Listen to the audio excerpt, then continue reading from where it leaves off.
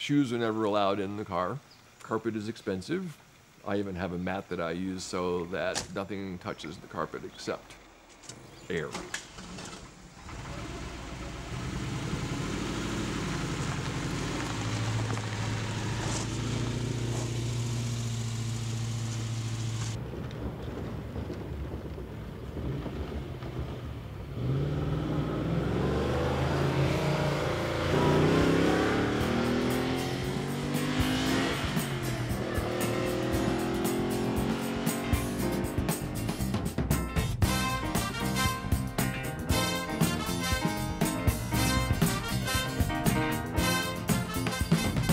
My name is Gene Ondrusek, and my current ride is a 1975 Lamborghini Urraco.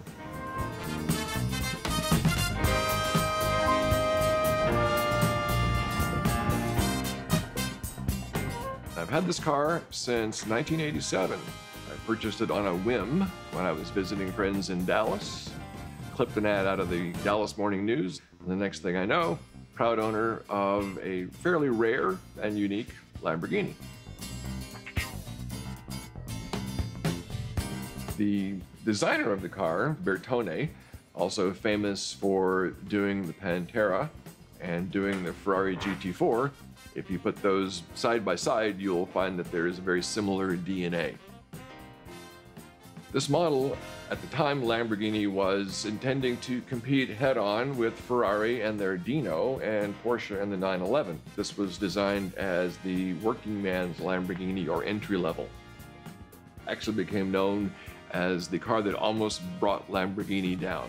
The harmonic convergence of difficult workmanship, the fuel crisis was beginning, Italy was racked by labor strikes, and the production run that was supposed to be 1,000 a year actually led to only a few hundred ever being built.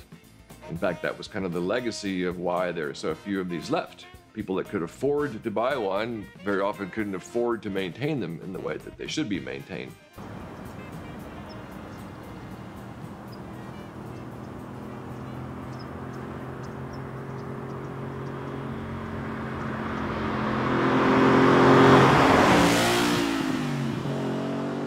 The engine was a Lamborghini design, overhead cam, which boasts 4 Weber, so it's a very thirsty car. The last time I checked, I get a solid 13 miles per gallon.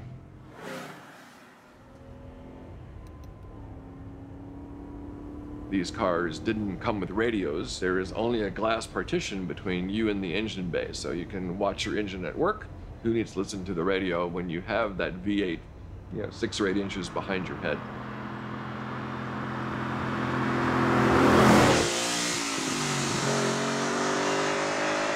Kind of sit at an angle, so nothing is comfortable. The tachometer is on one side and the speedometer is all the way across the dash on the other side, so you get a nice panoramic view. When you get a good country road, higher speed, it burbles along quite well. Around town, it reminds you that Lamborghini was initially a tractor maker. No power brakes, no power steering.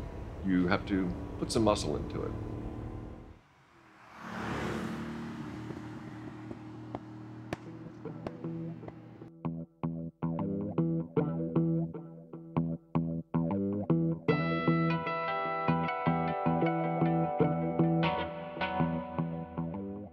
Well, the ad said low mileage and good running. Apparently the interior was fairly well shot.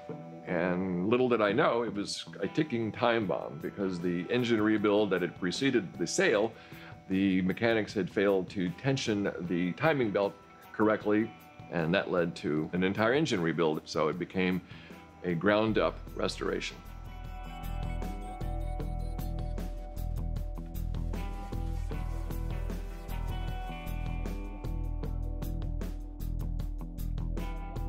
Another element of restoration of something not typical is solving problems. This being a mid-engine car, the engine doesn't go in from the top, it goes in from the bottom. So we had to utilize the engine hoist. You lift the car up, push the engine under, lower the car back onto the engine, hook everything up.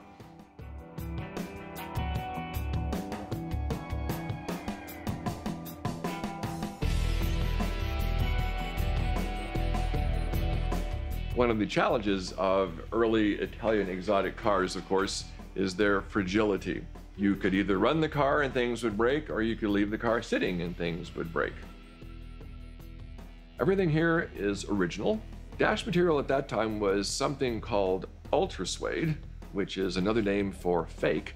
Not being able to find fake suede, I decided it needed an entire cow, so we used real suede to redo the dash.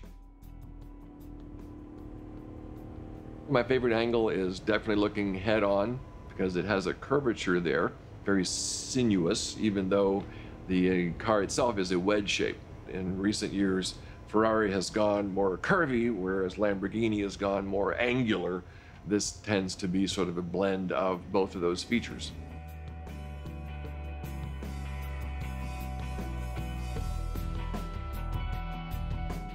The restoration was complete, air quotes, in '92.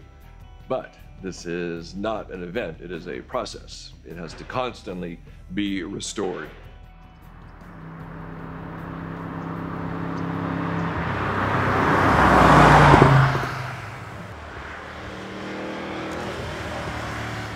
You suffer with something and you bleed with something, it increases the bond. It's called traumatic bonding. So you must value what it is because you have to go to so much trouble to keep things together. I think anyone that takes on the maintenance of a car like this has a legacy. Since there are very few in existence, you sort of pick up the flag and keep this car for the next generation because there will never be any more, and this is one of the few remaining.